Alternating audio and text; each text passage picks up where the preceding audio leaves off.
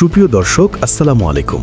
Simon সরকার সুজন সংবাদ উপস্থাপনায় যুক্ত হওয়ার জন্য আপনাকে অসংখ্য ধন্যবাদ। জানিয়ে দিচ্ছি আমাদের হাতে থাকা সর্বশেষ আপডেট। আর বরাবরের মতো সর্বশেষ আপডেট জানাতে আপনাদের পাশে আমি সাইমন সুজন। দিল্লির হাঁটু কাঁপছে ভারতের জম লুৎফুজ্জামান বাবরের কামব্যাক। এবার ট্রাকে ট্রাকে মিসাইল ঢুকবে বাংলাদেশ সেনাবহরে। লুৎফুজ্জামান বাবর এই চালু খেলোয়াড়ের নামটি খুব ভালো করে শুনে রাখুন, কারণ ইনি পৃথিবীর একমাত্র ভাগ্যবান ব্যক্তি যিনি কিনা ফাঁসির সেল থেকে ছিটকে একেবারে এমপির চেয়ারে উঠে বসেছেন। দড়ি যার গলার মাপ নিচ্ছিল, ভাগ্যের চাকা ঘুরে আজ সেই মানুষটি এখন সংসদে আইন বানাবেন। 17 বছর পর বাঘের মতো গর্জন দিয়ে ফিরে আসা এই নেতার গল্প কোনো সিনেমার চেয়ে কম নয়। যাকে শেষ করে দেওয়ার জন্য সব আয়োজন সম্পন্ন ছিল, আজ তিনি লাখো মানুষের ভোটে জিতে রাজকীয় হালের সংসদে যাবেন।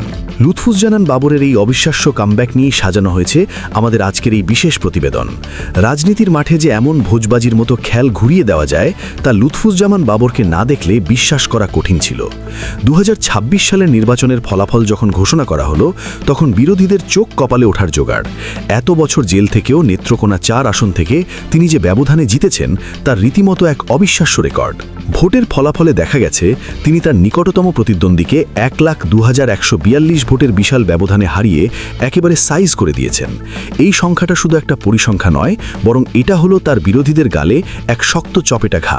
কারণ দীর্ঘ 17 বছর ধরে তাকে মাটির সাথে মিশিয়ে দেওয়ার জন্য যত ষড়যন্ত্র হয়েছে, জনগণ ব্যালটের মাধ্যমে তার দাঁত ভাঙা জবাব দিয়েছে। নেত্রকোনার মানুষের কাছে তিনি শুধু একজন নেতা নন, বরং তিনি তাদের কাছে এক আবেগের নাম। ভোটের দিন সকাল থেকেই নেত্রকোনার অলিগলি স্লোগানে কাঁপছিল। সবার মুখে মুখে একই কথা ছিল যে বাংলার বাবর, আমরা তোমায় ভুলি নাই। জনগণ প্রমাণ করেছে যে শরীরকে হয়তো কারাগারে আটকে রাখা যায়, কিন্তু জনপ্রিয়তা আর ভালোবাসাকে কোনো শিকল দিয়ে বেঁধে রাখা সম্ভব নয়। এবার আসি বাবরের সেই ভাইরাল ডায়লগ নিয়ে, জানিয়ে সোশ্যাল মিডিয়ায় একসময় হাসাহাসির বন্যা বয়ে যেত। তিনি ভাঙা ভাঙা ইংরেজিতেই সাংবাদিকদের একবার বলেছিলেন, উই আর লুকিং ফর শত্রুজ, মানে তিনি শত্রু খুঁজছিলেন।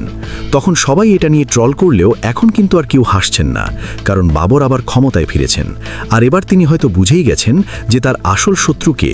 আর সেই টার্গেটটা হলো আমাদের প্রতিবেশী দেশ ভারত। কারণ এই বাবরের নাম শুনলেই ভারতের গোয়েন্দাদের পেটের ভাত হজম হতে চায় না, কারণ তারা বাবরকে রীতিমতো আজরাইলের মতো ভয় পায়।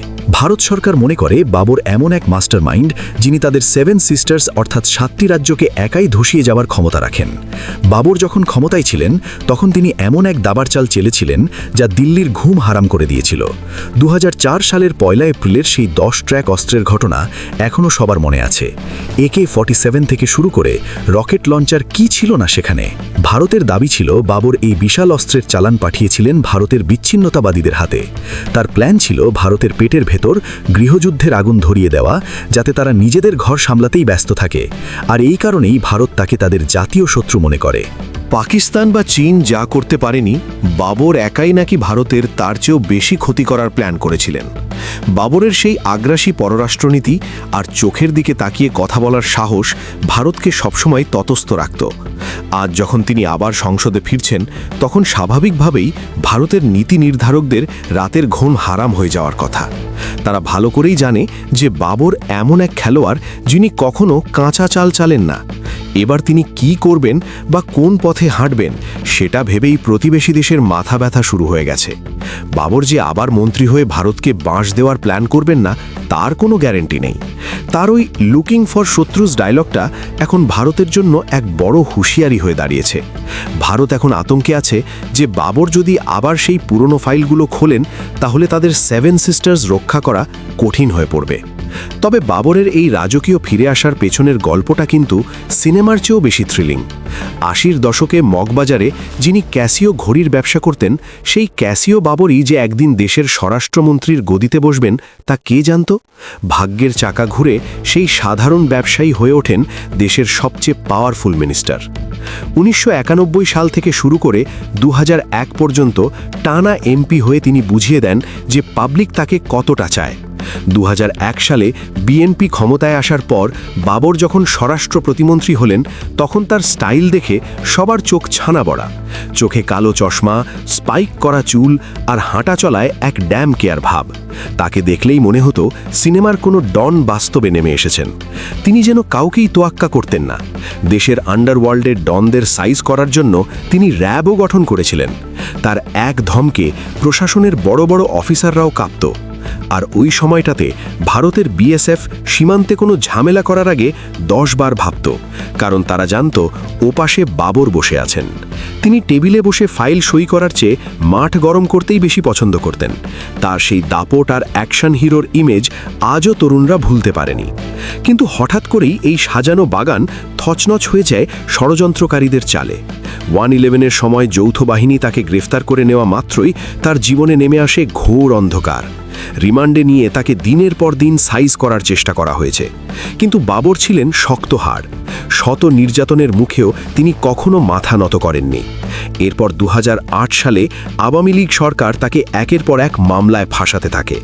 গ্রেনেড হামলা আর 10 ট্রাক অস্ত্র মামলায় তাকে সোজা আদেশ দেওয়া হয়, অর্থাৎ তাকে এমনভাবে রাখা হয়েছিল যেন তিনি দেশের সবচেয়ে বড় ভিলেন। সেই ছোট্ট ঘরে দিনের পর দিন মৃত্যুর প্রহর গুনেছেন তিনি। সূর্যের আলো দেখার সুযোগ ছিল না, শুধু ছিল একটা 100 পাওয়ারের বাল্ব আর জেলের 4 দেওয়াল। মানে তাকে মানসিকভাবে পাগল করে দেওয়ার সব আয়োজন করা হয়েছিল। কিন্তু বাবর জানতেন এই রাত শেষ হবেই। তিনি জেলের ভেতর থেকেই আইনি লড়াই চালিয়ে গেছেন। 17টা বছর তিনি একটা দিনের জন্য মচকাননি। পাশাপাশি তার এলাকার মানুষও তাকে ভোলেনি। তারা জানত তাদের নেতা নির্দোষ এবং একদিন তিনি বাঘের মতোই ফিরে আসবেন। জেল জীবনের এই 17 বছর বাবরকে একদম বদলে দিয়েছে। একসময় যিনি ক্লিন শেভড আর স্যুট বুট পরে বাপিয়ে বেড়াতেন, আজ তার মুখে সাদা দাড়ি আর পরনে সাদা পাঞ্জাবি। 2024 সালের জুলাই মাসে যখন গণ অভ্যুত্থানের পর জেলের তালা খুলে গেল, তখন এক অভাবনীয় দৃশ্য দেখা গেল। দীর্ঘ 17 বছর পর তিনি যখন জেল গেটে এসে দাঁড়ালেন, তখন হাজার হাজার জনতা তাকে ফুলের মালা দিয়ে বরণ করে নিল। সেই দৃশ্য দেখে মনে হচ্ছিল কোনো যুদ্ধজয়ী বীর ঘরে ফিরছেন। জেল থেকে বেরিয়েই তিনি সোজা ভোটের মাঠে নেমে পড়েন। পাবলিক তাকে দেখে আবেগে কেঁদে ফেলে এবং ব্যালট বাক্সে ধানের শীষের ওপর সিল মেরে সব অপমানের প্রতিশোধ নিয়ে নেয়। বাবর প্রমাণ করলেন যে তিনি ফুরিয়ে যাননি, বরং আরও শক্তিশালী হয়ে ফিরেছেন। তার সাদা দাড়িতে হাত বুলিয়ে তিনি যখন হুঙ্কার দিলেন, তখন সবাই বুঝল বাঘ বুড়ো হলেও তার তেজ কমেনি। তিনি বুঝিয়ে দিলেন তিনি কোনো প্রতিশোধ নিতে আসেননি, তবে যারা অন্যায় করেছে তাদের তিনি ছাড়বেন না। আজ বাবর যখন সংসদে ঢুকবেন, তখন তার অভিজ্ঞতার ঝুলি কানায় কানায় পূর্ণ হবে। তিনি ক্ষমতার চূড়াও দেখেছেন, আবার সেলের অন্ধকারও দেখেছেন। মৃত্যুকে জয় করে ফিরে আসা এই নেতা এখন আগের চেয়েও বেশি ধুরন্ধর এবং কৌশলী। যারা ভেবেছিল বাবর শেষ, তাদের মুখে চুনকালি দিয়ে তিনি এখন এমপির চেয়ারে। রাজনীতিতে যে শেষ বলে কিছু নেই, বাবর সেটাই চোখে আঙুল দিয়ে দেখিয়ে দিলেন। আজ এমপির গদিতে বসে হয়তো মুচকি হাসবেন আর মনে মনে বলবেন, খেলা এখনো শেষ হয়নি। তার সাদা দাড়ির আড়ালে লুকিয়ে আছে সেই পুরনো মাস্টার মাইন্ড, যা দিয়ে তিনি আবারও রাজনীতির দাবার চাল উল্টে দিতে প্রস্তুত। জনগণ এখন অধীর আগ্রহে তাকিয়ে আছে তাদের প্রিয় নেতার দিকে। তারা দেখতে চায় ফাঁসির দড়ি ছিঁড়ে ফিরে আসা বাবর এবার দেশ ও দশের জন্য কি চমক নিয়ে আসেন। ভারত বা তার বিরোধীরা তাকে যতই ভয় পাক না কেন, বাংলাদেশের মানুষের কাছে তিনি এক অদম্য সাহসের প্রতীক। ইতিহাস তাকে মনে লাগবে এমন এক নেতা হিসেবে যিনি মৃত্যুকে হারিয়ে বিজয়ের পতাকা উড়িয়েছেন। বাবর যখন মাঠে আছেন, তখন খেলা তো হবেই, আর সেই খেলা হবে জমজমাট।